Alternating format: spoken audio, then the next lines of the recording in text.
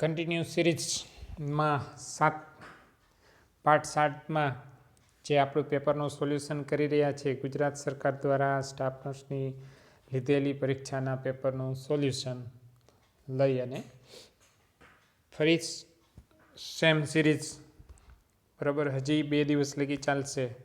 9 part છે. મિત્રો, આમાં લાઈક તો કરતા રહેજો, પણ કંઈ એવું લાગે ત્યારે કોમેન્ટ પણ કરશો બરાબર, જેનાથી મને છે થોડી જો પોઝિટિવ પ્રેશર મળશે બરાબર છે. એટલે કે થોડું કામ કરવાની વધારે મજા આવશે બરાબર છે.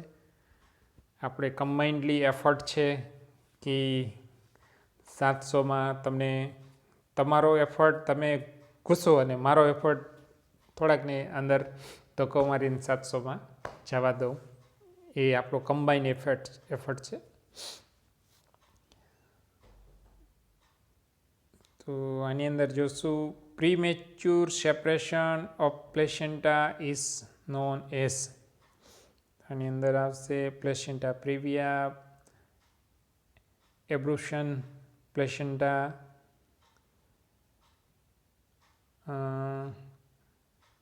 હાઇડેટિડિફોર્મ મોલ અને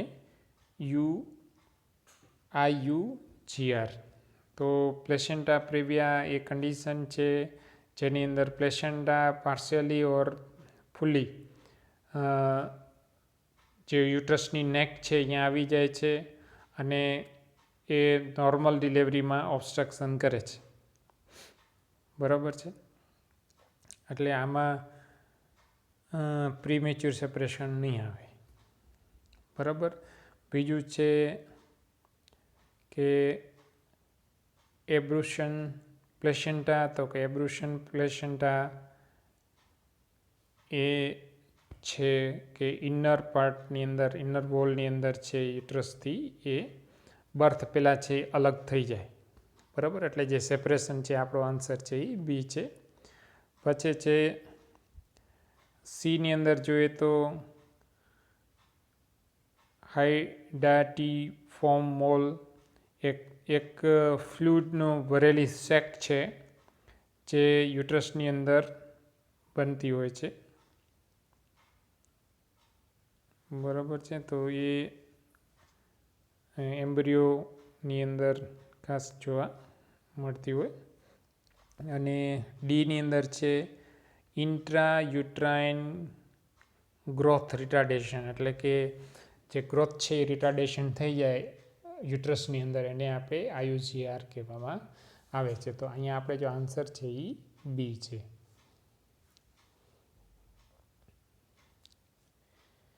Child has returned from surgery and hip spica cast. What is the nurse priority action for this patient? Elevate the head of the bed. Assess the circulatory status. Abduct the hip using pillow. Turn the child onto the right side.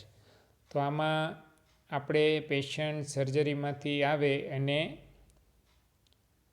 Head elevate કરીએ છીએ, નથી કરતા, પણ હેડ લો position આપીએ છીએ બરાબર. સર્જરીની અંદર આવે ને સ્પાઇનલ એનેસ્થેસિયા આપેલું હોય, આમાં પગનું છે એટલે સ્પાઇનલ એનેસ્થેસિયાના ચાન્સ છે. તો સ્પાઇનલ એનેસ્થેસિયા આપેલું હોય તો આપણે હેડ લો પોઝિશન આપીએ છીએ, હેડને અપ કરતા નથી, એટલે એ કાઢી નાખવાનું બરાબર છે. બીજું છે એબડક્શન, પિલો રાખીને કરવાનું, પગને આમ તેમ કરવાની કંઈ જરૂર પણ નથી લાગતી. રાઈટ સાઈડવાળું પણ નથી આવતું. આમાં છે એ કાસ્ટ, સ્પાઇકા કાસ્ટ આપેલું છે, એટલે આમાં આપણે કોઈ પણ કાસ્ટિંગ કરેલું હોય ત્યારે સર્ક્યુલેટરી જોવું ખાસ જરૂરી છે કે આમાં કોઈ દબાણને કારણે સર્ક્યુલેટરી સિસ્ટમ સર્ક્યુલેશન છે ઇમ્પેરમેન્ટ થયો કે નથી થયો, તો nurse should give priority two access the circulatory status is the right answer.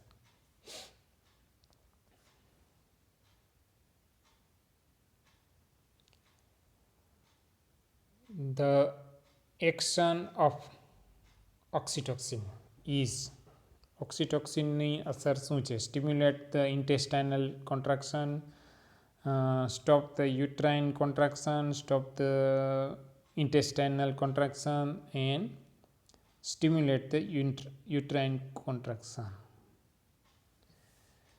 હવે ઓક્સિટોક્સિન મારો પ્રિય હાર્મોન છે. તો ઓક્સિટોક્સિનને હેપી હાર્મોન પણ કહેવામાં આવે છે, બરાબર છે.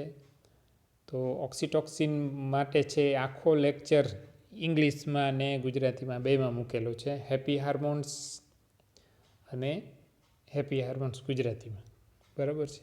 બે લેક્ચર છે એ ખાસ જોજો, ત્યારે ટાઈમ હોય ત્યારે. કલાકના લેક્ચર છે મોટા, કેમ કે હેપી હાર્મોન્સ 4 છે, 4ને મેં ઇન્ક્લુડ કર્યા છે. હેપી હાર્મોન્સની અંદર જોઈએ તો ઓક્સિટોક્સિન, ડોપામિન, એન્ડોર્ફિન અને સેરોટોનિન, આ 4 હાર્મોન મેં ઇન્ક્લુડ કરેલા છે.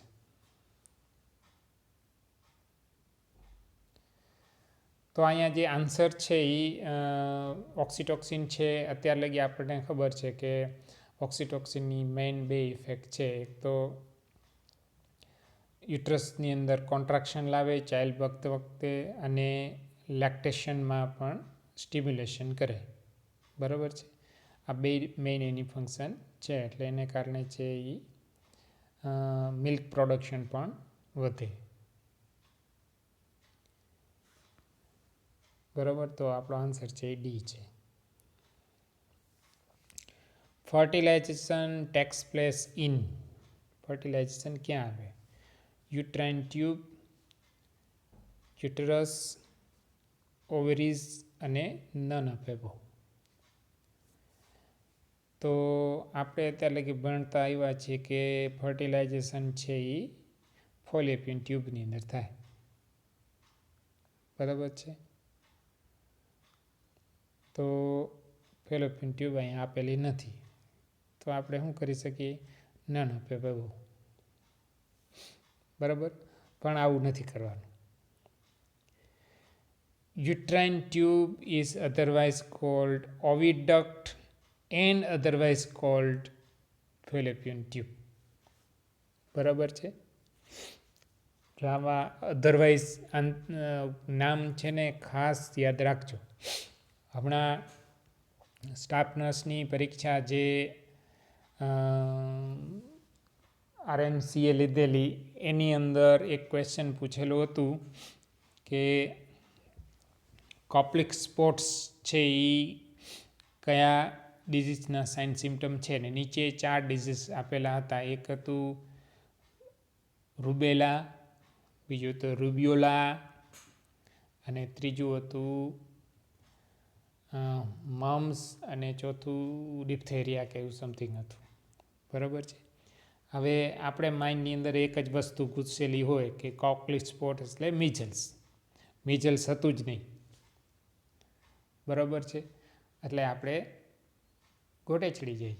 આની અંદર પણ આવું જ કરેલું છે, બરાબર. ફેલોપિયન ટ્યુબ આપણને ખબર છે, ફેલોપિયન ટ્યુબ આપેલી નથી, બરાબર છે. અને બીજું એક ઓપ્શન નોન ઓફ એબોવ છે, એટલે તરત જ આપણે ખટનક નોન ઓફ એબોવ કરી નાખી. એટલે આવું જે અથવા જે નામ હોય એ વાંચતા રહેજો, બરાબર. તો આ આન્સર છે એ યુટ્રાઇન ટ્યુબ છે.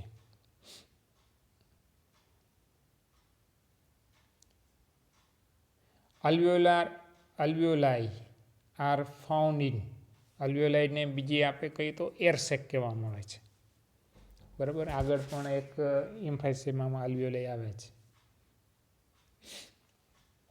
લંગ્સ, સ્ટમક્સ, ની જોઈન્ટ અને બ્રેન. તો આન્સર સિમ્પલ છે, લંગ્સમાં આવે છે. તો alveoli is a structural and functional unit of lungs અથવા respiratory system. The second stage of labor means delivery of baby, delivery of placenta, true labor pain and a Braxton Hicks contraction. તો આમાં લેબરના stage ખાસ આવડવા જોઈએ, બરાબર છે. તો આપણે એક ડિસ્કશન કરી લઈએ, મોકો છે તો. ફર્સ્ટ સ્ટેજ ઓફ લેબરની અંદર શું થાય છે કે આની અંદર છે એફેસમેન્ટ ચાલુ થાય છે અને ઓપનિંગ છે, ડાયલેટેશનની શરૂઆત થાય છે, ખાસ કરીને સર્વાઇકલ, અને એને ટ્રુ લેબર પેઇન કહેવાય, બરાબર છે. તો ટ્રુ લેબર પેઇન છે એ કેમ આવશે? ફર્સ્ટ સ્ટેજની અંદર. પછી આપણે જોઈએ સેકન્ડ સ્ટેજ ઓફ લેબરની અંદર શું થશે તો કે baby move to birth canal and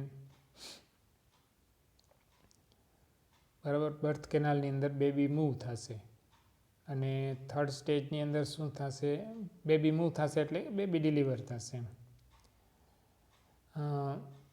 third સ્ટેજમાં છે એ ડિલિવરી ઓફ પ્લેસેન્ટા થશે. અને ફોર્થ સ્ટેજ છે એ રિકવરી સ્ટેજ છે. અને આમાં જે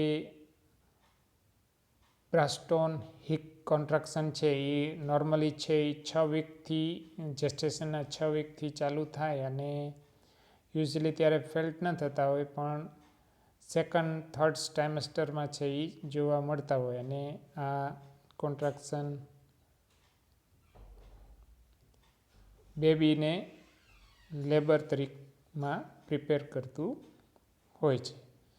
પણ આ કોઈ ઇન્ડિકેશન લેબરના છે નહીં, બરાબર. લેબર ચાલુ થયું, સ્ટાર્ટ થયું, એના કોઈ ઇન્ડિકેશન આમાં છે નહીં, બરાબર. તો આપણો જે આન્સર છે એ delivery of baby the second stage, બરાબર. અને પછી થર્ડ સ્ટેજ આવે. એટલે આપણે થર્ડ સ્ટેજનું મેનેજમેન્ટ ખાસ સારી રીતના કરવું જોઈએ. એટલે પ્લેસેન્ટા આઉટ થઈ જાય, ઓક્સિટોક્સિન 20 યુનિટ ઇન્ટ્રામસ્ક્યુલર અપાઈ જાય અને બ્લીડિંગ ના થાય.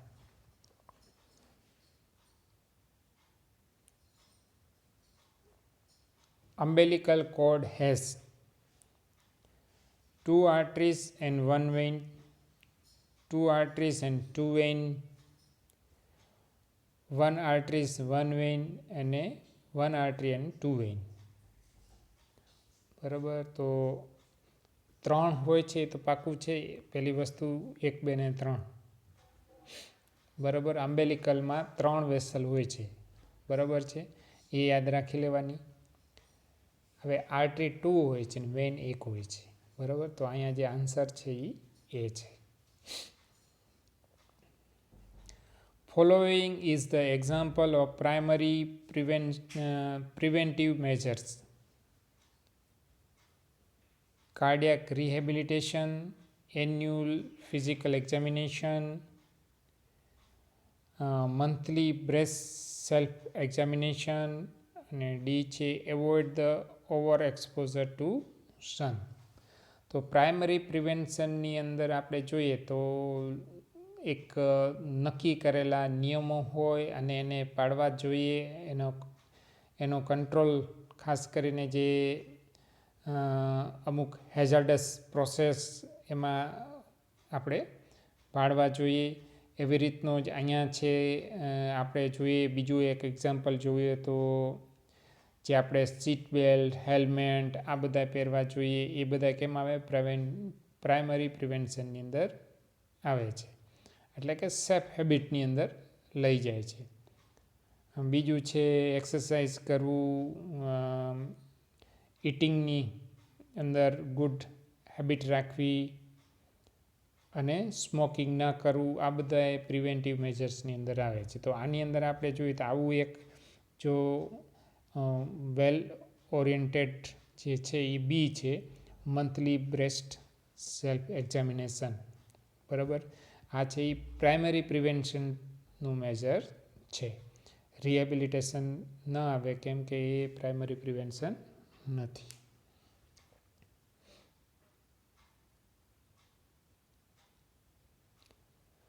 Following is the disadvantages of using rectal route. તો orthostatic hypotension, hypersensitivity to of the drugs, incomplete drug absorption અને rectal tear. તો ડ્રગ્સ આપવાથી રેક્ટલ ટીયર કોઈ થાય નહીં, આપણે એટલું કંઈ ફોર્સથી આપતા ન હોઈએ. તો જ્યારે આપણે થેરાપ્યુટિક રીઝનથી કંઈ પણ લેતા હોઈએ રેક્ટલ રૂટથી, તો એની અંદર છે નોઝિયા વોમિટિંગ થવાના કારણે જે ડ્રગ્સ કરતી હોય એ આપણે રેક્ટલ રૂટથી આપી શકીએ. પણ આના જે ડ્રોબેકની અંદર જોવા જોઈએ તો આનો જે એબ્સોર્પ્શનની અંદર ઇન્ટરપ્શન થાય અને ડેફિકેશન અને પેશન્ટને છે એસેસિબિલિટી છે જોવા ન મળતી હોય. તો આપણો જે આન્સર છે એ ઇનકમ્પ્લીટ ડ્રગ એબ્સોર્પ્શન છે.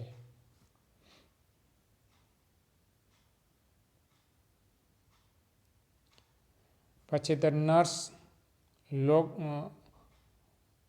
log roll a patient following laminectomy, thoraectomy, hemorrhoidectomy અને cystectomy. તો જ્યારે અમુક પ્રકારની આપણે સર્જરી કરીએ ને ત્યારે બોડી રિમેન ઇન એલાઇનમેન્ટ, ખાસ કરીને સ્પાઇનલની સર્જરી હોય તો એની અંદર પેશન્ટ છે એક જ એલાઇનમેન્ટની અંદર હોવું જોઈએ. એમાં બહુ પેશન્ટને મૂવ કરી ન શકાય. બરાબર છે. તો અહીંયા સ્પાઇનલની અંદર જોઈએ તો લેમિનેક્ટમી છે એ સ્પાઇનલ સર્જરી છે. તો આની અંદર છે એ પેશન્ટને આખાને મુવમેન્ટ વગરનું રોલ આઉટ કરી શકાય. બરાબર છે. એટલે આન્સર છે એ છે. અહીંયા છે આપણો 7મો પાર્ટ છે એ પૂરો થાય છે.